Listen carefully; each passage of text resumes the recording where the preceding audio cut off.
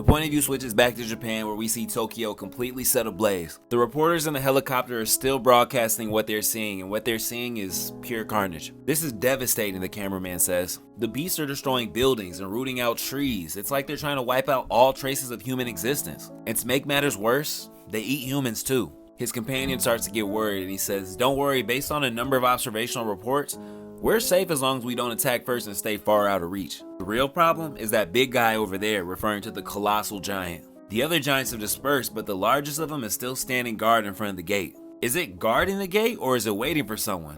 The other reporter says, "My guess is as good as yours. This is just my professional opinion, but I have a feeling that thing isn't alive. Sure, it's breathing and moving, but I feel like its movements are robotic, like they've been programmed." A robot? I wish. At least then we'd be able to shoot them down. Of the 30 beasts that came out that gate, only 2 have been killed. How many days has it been since the dungeon break again?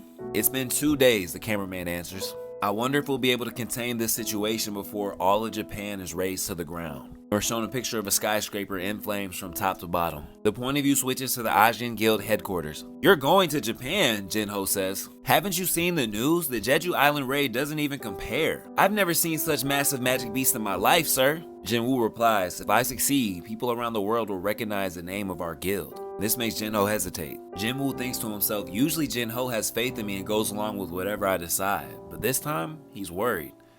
Well, the damage did look serious, referring to his condition after he came back from the double dungeon. Jinho says, "Alright then, this time, I'm coming with you. The Red Gate accident, the Jeju Island raid, and most recently, the double dungeon incident. Do you know what all these events have in common?" Jinwoo says, "Beats me."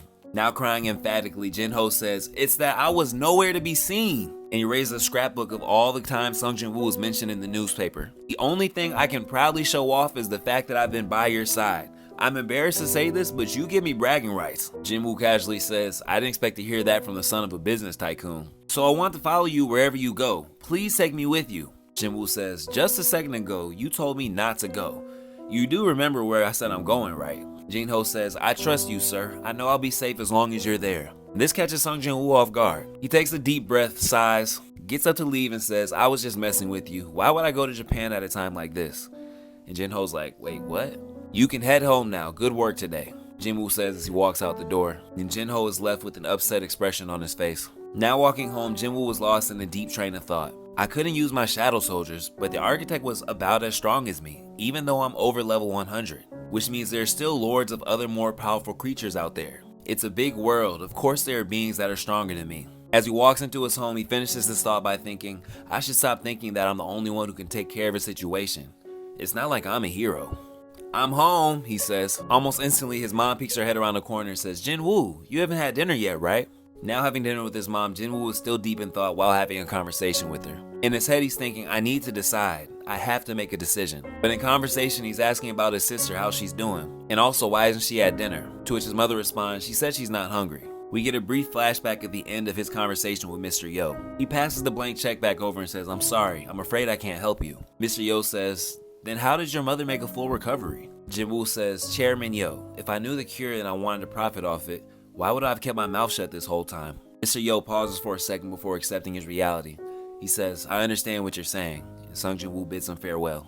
Alone in the elevator, Sung Jinwoo breathes a sigh of relief. He says, "He's Jinho's father. Maybe I should have been honest. Then again, I don't know him very well, and there's no telling what kind of person he is or what he has planned up his sleeve. He might have even been lying about being sick. Holy water of life, there's only so much left. I must use it wisely." The offer was tempting, but I didn't feel convinced. If I had to choose to decide right now between all the options in front of me, I'd choose. Jinwoo pauses again and then he says, "Mom, I have to go." He thinks to himself, there are plenty of people who are still stronger than me, but even so, as long as I'm capable of leveling up, I need to go all out on the battlefield and grow more powerful. Jinwoo's mom says, "Your father was the same, you know. He'd leave in the middle of a meal whenever he got an emergency call about a fire. I'll help you pack after dinner," she says as the point of view changes to Jina's room. Although she's snuggled up deep under her blanket, she is very much awake. That night, Jinwoo pops in her room and says, "Hey, are you sleeping, Jina?" She says, "Yeah," of course, meaning she wasn't.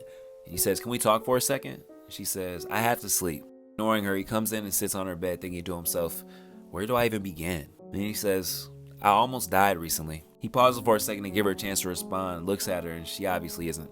He says, "Wait, no, that's not, so I had a lot of near-death experiences, but this time, I really thought I was gonna die. It was a pretty dangerous situation. Anyways, I managed to make it back alive, and I feel grateful each time I return home. So I'm gonna make it back this time too. He says thanks as he pats her head, and we see the point of view of her face, and she has tears in her eyes. She's holding them back. He says thanks for not asking me to stay all these years. So yeah, I'll be back.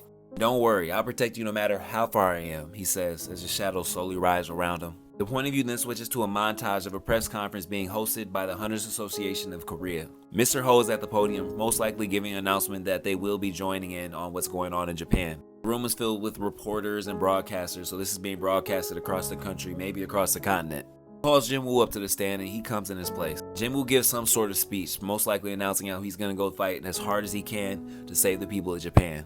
There's a roar of applause as we see Sung Jinwoo shaking Gun Go-hee's hand and they're both smiling. The point of view then switches to the airport where Sung Jinwoo is getting ready to board his flight to Japan. We see Jin-ho making his way through the airport with a mountain of armor and luggage. He catches Jinwoo's attention and they make eye contact for a brief second. Jin-ho stares back intently. He is not bullshitting. Sung Jinwoo scratches his head and sighs, and it was obvious that this was not planned. I think he totally intended on going without Jin-ho, and Jin-ho said, "Nah, you're taking me, sir." Jinwoo shakes his head, smiles, gives Jin-ho a hand with his luggage, and Jin-ho is still kind of pissed that he was about to get left, but I think he's feeling a little bit better now. Also shown both of their badges. The first one says Sung Jinwoo, S rank, Master of the Ajin Guild.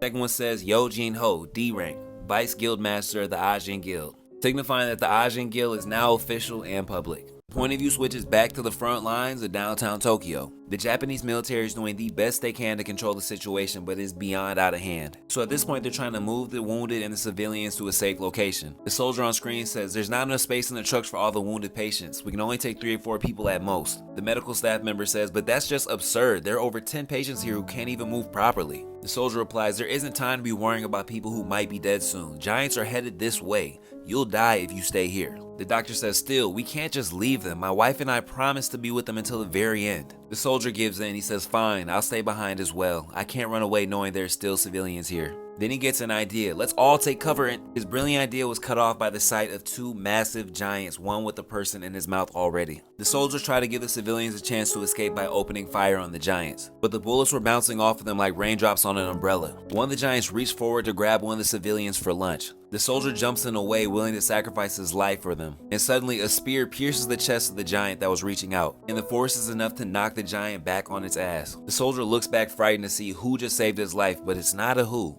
What he sees is Sung Jinwoo shadowed Gemma in his giant form wielding a giant trident. A man in a suit next to him says, "This is dangerous. We should move to another location. We're way too close to the hospital." And as he says this, debris from a nearby building begins to fall on the civilians. Jin-ho pops out of nowhere and shields the civilians from the falling rocks. He tells Jinwoo, "I'll stay here and help evacuate these people. You go do your thing." And while emanating that beautiful purple aura, Sung Jinwoo says, "Okay." Gemma reaches forward to attack the second giant and manages to stab him in the chest with his trident as well. We see Sung Jinwoo use Gemma's back as a ramp, launches himself in the air, and slices the giant's face in 2 with a single slash. The point of view switches to the United States where a red gate just opened up in Maryland. The top S-rank hunters are having a conversation on what's going on in Japan. One of them says, "Oh, Sung Jinwoo went to Japan? According to my sources, Miss Selner didn't upgrade him, not even 1 level." The bald hunter says, "Well then, he's gonna die." He continues, "All of us had our powers upgraded by Miss Selner, so we know better than anyone that ordinary hunters have a limit." "He's been reawakened though, right?" The third hunter responds, "Yeah, but he's probably overestimating his abilities." "Does he think those insectoid beasts are comparable to giants?" "Well, a hunter with a big head always ends up dying. I guess defeating those ants only resulted in shortening his life. Oh, the irony. I bet you my yacht, he'll die within a day. I bet you my house, he'll die within 2. Whole time they're having this conversation, Thomas Andre, one of the top hunters in the world, is in the back eating a steak, and he decides to interject. "I wouldn't be so sure about that," he says. "I bet you the Scavenger Guild's building, he survives. And I suggest you all focus your attention on the S-rank gate that spawned in our backyard. I wonder how many of you will still be around after tomorrow's dungeon break." The bald hunter thinks in his head, "I'm telling you, that bastard has a knack for killing the mood." And almost as if they're speaking telepathically, the other hunter says, "Just ignore him, dude. It's always like that." Thomas Andre continues, "Japan sounds like a real fun place to be right now." Then he looks out the window at the big ass red gate staring at him and says, "Though I guess we'll be having our own party by the time tomorrow rolls around." The point of view switches back to Japan, and the cameraman and reporter are trying to explain to their audience what they're seeing. To everyone watching from home, it's hard to believe what we're witnessing right now. Sung Jinwoo's summoned beasts are taking down the giants. Then we're shown one of the giants being swarmed by Sung Jinwoo's shadows. One of them was literally being eaten alive by the shadow ants. The point of view switches to a giant who's chasing a little girl down the street. As she's running, a shadow begins to envelop her, and it's no other than the goat Egress, who manages to save her from being grabbed while simultaneously slices the arm off the giant. Then from atop the giant's head, you see a shadowy figure making his landing. And of course, it's none other than Iron striking the skull of the giant with his humongous axe. While being proud of his work, he sees the little girl and Egress looking at him and gets a little bit shy. But then he smiles and winks at the girl to reassure her. And Egress pats her on the head, letting her know that everything's gonna be okay. W Shadow moment. Jinwoo, watching from afar, thinks to himself, sheesh, Iron's having the time of his life after ranking up. At least he's doing a good job though. One of the nearby soldiers bows to Sung Jinwoo and says, thank you for rescuing us. But Jin stops him before he can finish with a thumbs up in his face and says, you're a brave soldier, nice work. He then gives orders to Jinho, telling him to take this man to safety and finish clearing the area, which Jinho complies. Jinwoo waited until they were far out of ear and eye shot and says, time to get down to business. Looks at the giant laying by his feet and says, arise. Point of view switches to Japan's Mission Control Center where an operator is yelling out updates. Nagoya has been successfully retaken, he announces. Shizuka has also been recovered along with Takayama and Nagano. Also, a giant's corpse has been discovered in Nakasugawa. Chairman thinks to himself, how is this possible? Then he has a flashback to the first time he met Sung Jinwoo in person. He thinks to himself, Goto was right. Those eyes I first saw at the airport. Then we're shown Sung Jinwoo arriving at Japan for the first time. He says, I've come across countless hunters in my time, but none have been nearly as powerful. He says, it's a pleasure to meet you. We are in an emergency situation, so please excuse me for cutting right to the chase. The giants are headed this way as we speak, so please focus your defenses around Osaka. He thinks to himself, no matter how strong he is, he won't be able to defeat all the giants. So while he fends them off, we must carry out negotiations with other countries. He was basically trying to use Sung Jinwoo to stall for time to get more aid. Jinwoo says, yeah, nah, I can't agree to that. This shocks and worries everyone in the room, partially because they're in Osaka currently. The chairman says, then what do you plan on doing? Jinwoo tells him he plans on defeating every single giant by himself. Just the thought of this sends the chairman into a full-blown sweat. He thinks to himself, no way, he actually plans on defeating all the giants by himself? But that was my plan the whole time. If you remember, he did go ask Goga and He if they could call Sung Jinwoo to help them out. Point of view switches back to the present where Sung Jinwoo is faced with a tough decision. Just arrived 6 giants and now he has to figure out 6 different names. After pondering it for a while, he decides to name them 1, 2, 3, 4, 5, and 6. Biru lands behind him and reports, my king, I've killed yet another foe.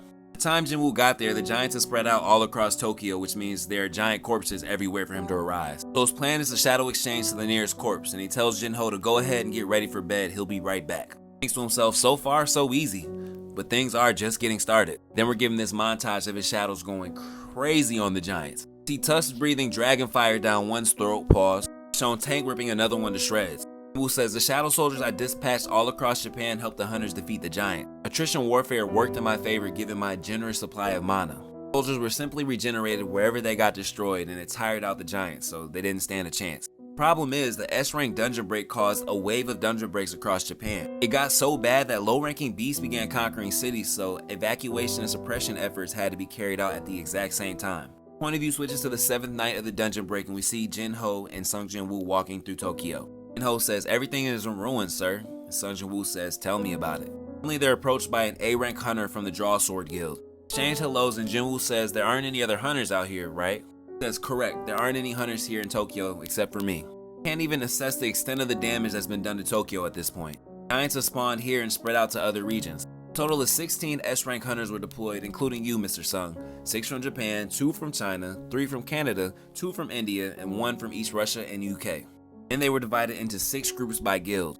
As you probably know by now, there were 3 S-rank casualties, Yuri Orlov from Russia, Hanzawa Koei from the Phantom Guild, and Lucas Hoyle from Canada. Only the giants proved to be much more difficult than taking down an A-rank Gates boss because the majority of them moved in numbers. Jinwoo thinks to himself, if 3 S-ranks were killed, a staggering number of A-ranks and other lower level hunters must have died. Continues her report, a total of 31 giants appeared and one of them crossing the ocean into China. We don't have enough manpower to defend all of Japan, but most of the giants have been taken out thanks to you. The hunters are now taking care of the remaining giants alongside your shadows. Taking a deep breath, Jinwoo says, alright, well, that just leaves that guy, referring to the giant, massive, huge, colossal giant that is standing in front of the gate. We're not sure if he's defending it or if he's waiting for somebody. Jinwoo looks at the wreckage and devastation that is now Japan and says, why does this place look so familiar? Where have I seen this before?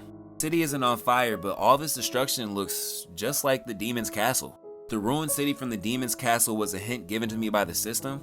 Then what was the architect trying to tell me? The architect is already long dead, and seeing as how he hasn't made any contact with me since then, that physical body of his might have been real. Even if the demon's castle foreshadows certain events in the future, I can stop them from happening. That's what I've been training for after all. I tirelessly sought out strength because I didn't want to be controlled by an overwhelming power. That's how I got where I am today. He says out loud, now that we're all here, let's get started. Hanakawa says, what? But the other hunters haven't arrived yet. Glowing purple eyes, Jinwoo says, no, they're all here. One of you switches to the two S rankers they're referring to, one male and one a lady. The lady says, oh my god, this is so annoying. By annoying, she's referring to Sung Jinwoo's shadows pretty much doing all the work. The male hunter says, well, on the bright side, at least we finished them off and we're still alive. He says, I know, but those guys are just leaving the giants behind on their last legs and heading for Tokyo like it's no big deal when we haven't been able to defeat one on our own. She slams her fist on the ground out of frustration and says, it's as if we're on cleanup duty. Those damn minions are so annoying. One of you switches to Sung Jinwoo's shadows who are marching back in his direction. Now that most of the giants in Tokyo have been taken out or severely wounded, they were waiting for their next orders. As they arrive, they slowly begin to bow in front of Sung Jinwoo. The knights to the mages to the orcs to the beast. As more and more arrive, more and more begin to bow. Suddenly we see Biru flying at high speeds through the sky. Crash lands directly behind Sung Jinwoo, already kneeling. Jinwoo says, oh, you're all here. Well, good work everyone. Biru says, thank you, my king. Jinho, take Miss Hanakawa and get far away from here. He says, yes sir, and complies. I tell you, they wasted no time. Jinho and Miss Hanakawa got the fuck out of Dodge. As soon as they were out of eye shot, Jinwoo says, arise. A new shadow raises from the corpse of the fallen giant. Jinwoo raises his arm, points forward, and says, all soldiers, charge.